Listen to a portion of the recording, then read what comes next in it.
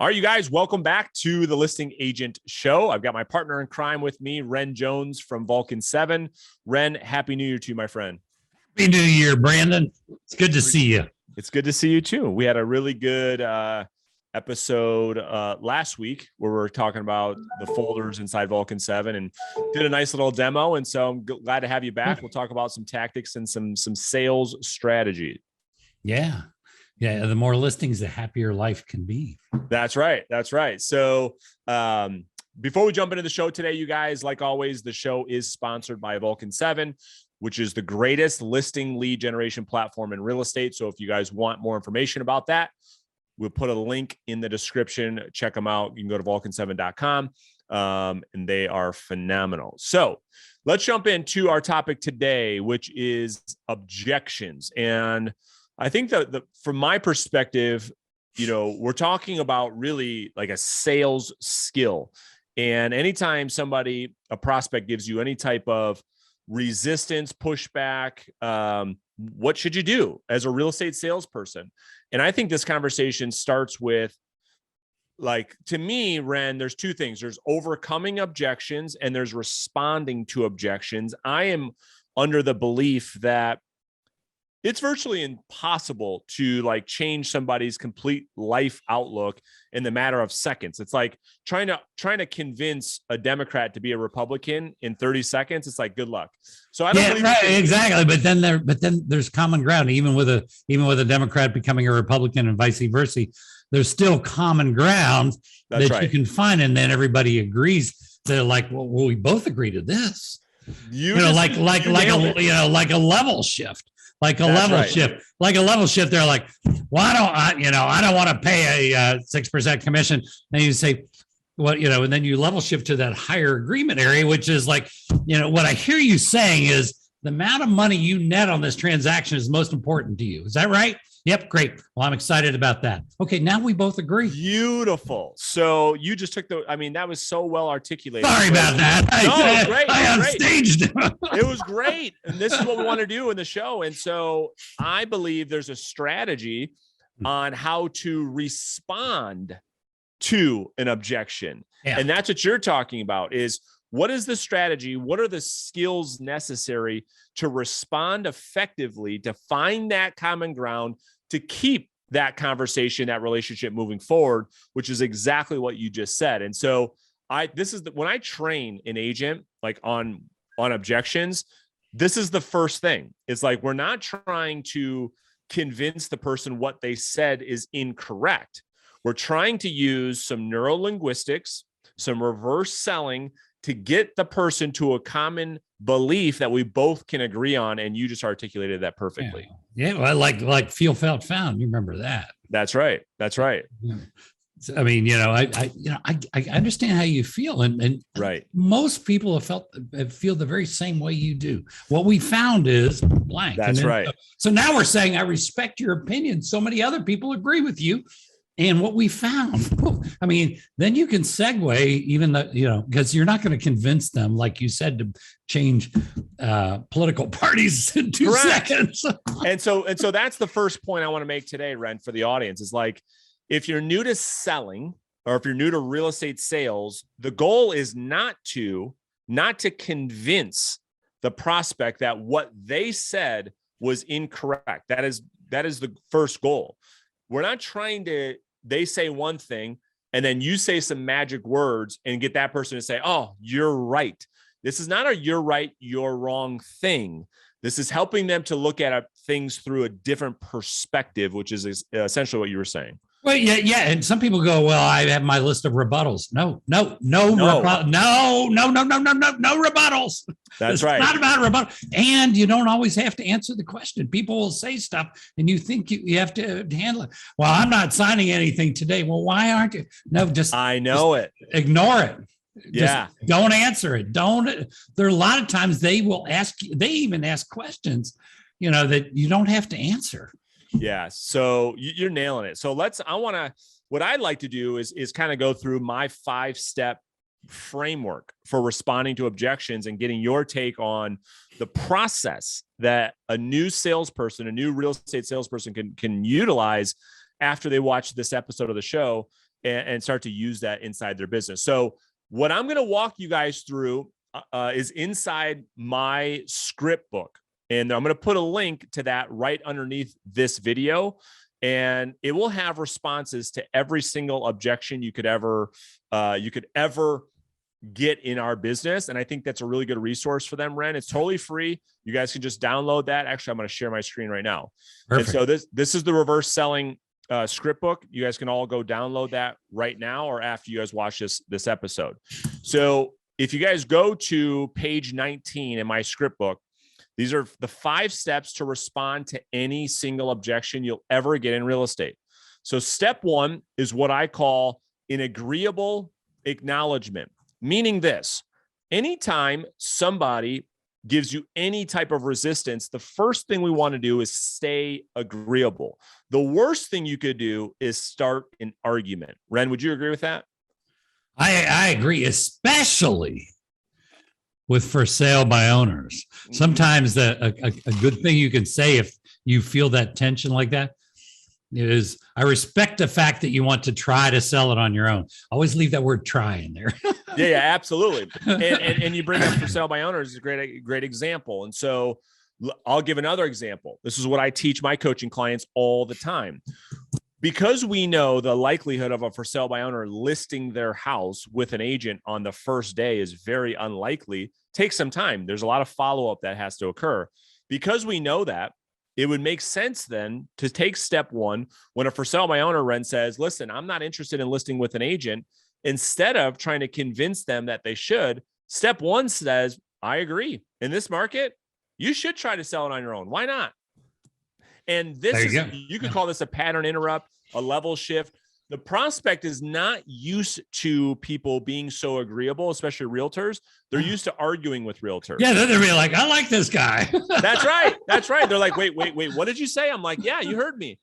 You should try to sell your house on. Now, what was your name again? Brandon. Okay. I think we're going to have to talk. Yeah. That's good. So step 1 is to absolutely stay agreeable with the prospect. They say, hey, I don't like your hat. I agree. I'm with you. It looks hideous, right? And so that's step 1 in responding to objections. You have to stay agreeable. If the second you become defensive, you become argumentative, it's over. It is absolutely over that very moment that happens. Yeah, then you become, all you realtors are blah, blah, blah. Yeah, you join, they put you in that basket. Exactly. You don't want to go in that basket. Exactly right. Step 2 is what I call strategic empathy. And what I mean by this, Ren, is seeing things through the prospect's point of view and not your own. So let's give another example. Let's pretend you're prospecting expired listings. A lot of expired listings are very frustrated because they're getting a lot of phone calls from realtors. Instead of trying to communicate why they shouldn't be angry, we can use strategic empathy to say, listen, if I was you and my home was on the market and it didn't sell and I've got all these boneheads calling me, I would feel the exact same way. That's strategic empathy. This is how you can see things from their lens. Yeah, just say, I understand completely. I have to work with these idiots. You know, exactly. All of a sudden, you're in the separate category. That's right. So step 1 is being agreeable. Step 2 is showing some empathy, which I think is the real key to selling, is like being empathetic and looking at things through the prospect's point of view and not our own selfish reasons. Right. They know you want to list it. And how many agents call and never ask where they're moving to or what they're trying to. Oh my gosh. You know, I mean, they gradually get offended when you never get around to that. Exactly right. Step number 3, and then we'll give you guys some examples of some actual objections. Step number 3 is what I call an assumptive statement. So what we do in step 3, you guys, is we use some type of a statement that is assumptive to move the conversation forward. We can say things like, you know what, Ren, why don't we do this? Ren, let's try this. Ren, here's my recommendation. It's an assumptive statement to go from empathy to moving the conversation off the objection and on to something else. That's part number 3. That's huge because, assumptive sales is one of the strongest pieces you can embrace. Absolutely. Step number 4 is what we call a value statement. So I want to remind you guys as you watch this show, the goal of prospecting, the goal of making outbound sales calls is to set appointments. It's not contact, right? It's setting appointments. So let's just pretend for a second that your goal is to set an appointment, which it should be. The value statement is something we use to sell the value of the appointment. So if I say to Ren, you know what, Ren, why don't we do this? We use an assumptive language. My value statement might sound something like this. Why don't you invite me over? I'll share with you, Ren, some new information that will cause your home to actually sell, right? And so that might be an example of a value statement. I'm selling the value on why the prospect would want to meet with me, not because I'm going to try to convince you to list your house with me, but I'm going to try to help you understand why the home didn't sell, right? And through that, we can have a discussion on whether or not it makes sense to work together. So that's step number 4. Do you want to add anything to that?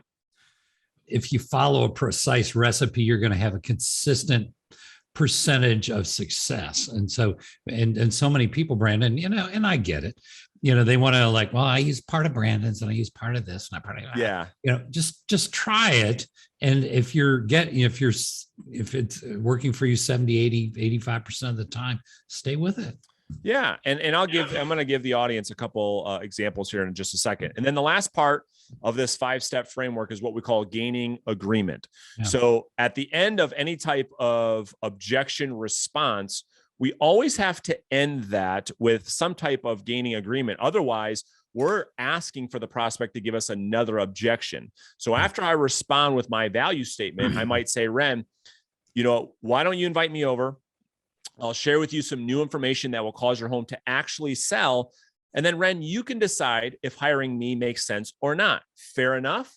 And that fair enough, when I use the F word like that, fair enough with an upswing at the end. That's a decent F word. That's all right. That's right. It gets the prospect to say, you know what, that is actually reasonable. You're giving that perception of control away to the prospect, making it easier for the prospect to agree.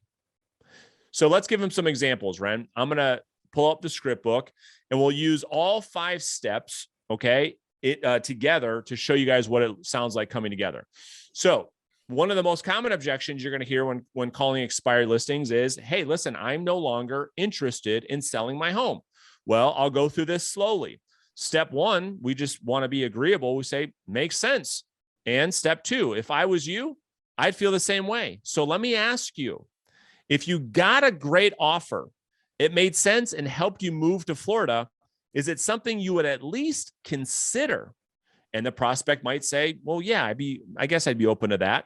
So we move on to part 3, 4, and 5. It comes together like this, Ren. So Ren, let's do this. Let's not agree to anything over the phone. What I'd like to do is stop by the home one day this week, share new information that will cause your home to sell. And from there, Ren, you can decide if working with me might be an option down the road or not. Does that seem reasonable? So the audience, I want you guys to see how all 5 of these come together when you get that type of objection. Ren, you want to add anything to that? No, that's perfect. That's an ideal recipe. It's a very reasonable approach. It's not overbearing. It's not hard angle selling at all. And then they're like, I can relate to this person. This is common sense. And I think I'm going to agree to that. Yeah. And it's all question based, right? There's no. Right. That's what I love. Yeah. I mean, folks, get out of the pattern of just making statements and pitching. That's right. Selling is not telling. Selling is asking a series of questions that lead the prospect to making a reasonable decision, one way or the other. And we're detached from that outcome. When you look at it and like, why do questions work and pitching doesn't work very well? Because you're going through their filter. When you pitch, they think, well, that's what you think. When you ask a question, a well-crafted question, and whether they say it out loud or they think it to themselves, which they do, they will always believe themselves. So in a well-crafted question where you're happy with however they answer it, you're bypassing the filter. That's why questions work. Let's talk about one that people are probably getting a lot right now during the winter months and the holidays, right? Is like, I want to wait to sell. Okay, this is a good one. So we say, the prospect says, hey, Brandon, you know what? Thanks for calling, but I want to wait to sell. That makes sense. And I can see why you would want to wait until, X, Y, and Z timeframe. So Ren, let me ask you this. I mean, obviously you're not going to do anything unless it made sense. But if I showed you a plan that caused your home to sell for a premium right now versus waiting to the future, it got you to Orlando, would you at least consider meeting with me one day this week?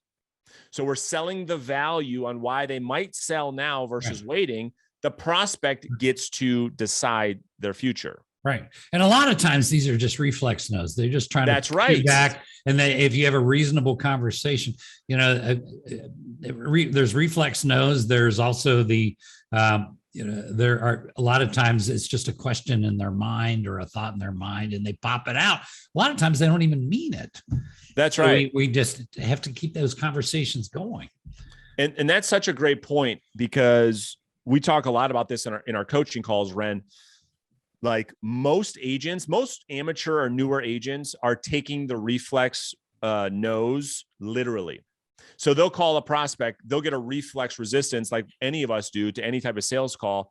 They'll actually think they're being literal. And so this is where we use this framework to get past those reflex no's. And so we just have to be agreeable, ask another question to keep the conversation moving forward. Reflex no's are just designed to set the boundaries so you can have a conversation. Like, I mean, you drive to Lowe's or Home Depot, there's somebody there they've got their head in the dryer, and you walk over and you say, can you help you? And they say, well, I'm just looking. No, you're not. You wouldn't have your head inside the dryer. I mean, you're not. What I always say is like, you're not that bored in life that you got dressed, you drove to Home Depot just to go look. No freaking way. Right, exactly. So what we get, I mean, the salesperson in a retail setting, why would you believe it in our setting? A retail person knows when somebody says, I'm just looking at that's just a little bit, we're just creating a little wall so we can have a conversation. That's it. That's it. And so the other thing I would give the audience today, Ren, is that there are no new objections. There's nothing new. Like in real estate, there's only a handful of concerns a seller ever has, how much you going to sell my house for? What are you going to do to my house? And why would I hire you? Those are probably 80% of them. You just have to figure out and follow the 5-step framework I outlined today and master those and practice them and get repetition and role play those. And once you have them down, you don't have to come up with anything more. Right. Let's keep it simple, folks, because it's got a batting average. Is like you follow this, you got one of the 14 questions, and there aren't, and half of those aren't used very much. And you have a perfect answer, and you craft that just perfectly with the right tone and the right cadence. You're going to win 80% of the time. That's right. And it is like going up to bat. Like the batter's working on their mechanics all the time. They're working on their skills all the time. But what they're not doing is engineering their swing every single game when they get up for bat. So there's only a certain amount of pitches you're ever going to get. There's a curveball, there's a changeup, there's a fastball. These are all the same sales objections you're going to get day in and day out. So if you can constantly work on, hey, when I get this, I want to wait objection, I know how to respond. When they ask me to discount my commission, I know how to respond. And Ren, I've given them word for word verbatim exactly what to say in all those situations. So go grab my script book, download it, learn what to say. And it's like we always say, Ren, it's a lot less about the words and a lot more on how you deliver the words. I was about to say, once you've internalized the words 800 and done this 800 times, then you start working on the cadence and the pitch and the downswing and all those little subtleties like you would in any athletic sport. You start working on the little subtle pieces. If you're a golfer, you work on the swing, but then you start noticing which way the wind's blowing and all these other factors in the elevation. So, there's little tiny things that you can work on to go from 80% to 85 to 87%. So, but you get the core things down, and you're gonna start taking some listings and sales right out of the gate. Yeah. And I guess I'll leave the audience with that is that when you start to learn and you start to increase your sales skills, work on one step at a time. If you've got a role play partner, which Ren and I both recommend that you do, give each other objections and work on step one. What is your agreeable acknowledgement? right? So just work on that. Someone says, hey, you know what? I'm not interested in selling. You say, I totally get it, right? You could come across and just work on step one. That's it. Step one. Right. Then you can put 1 and 2 together. Then you can put all 5 steps together over time. Yep. So we appreciate you guys watching the show. Use the comments and let us know which topics, what areas of your business you're struggling with the most. And Ren and I will be glad to cover that topic in future episodes. But Ren, I appreciate you, like always, my friend, pouring back into the real estate industry.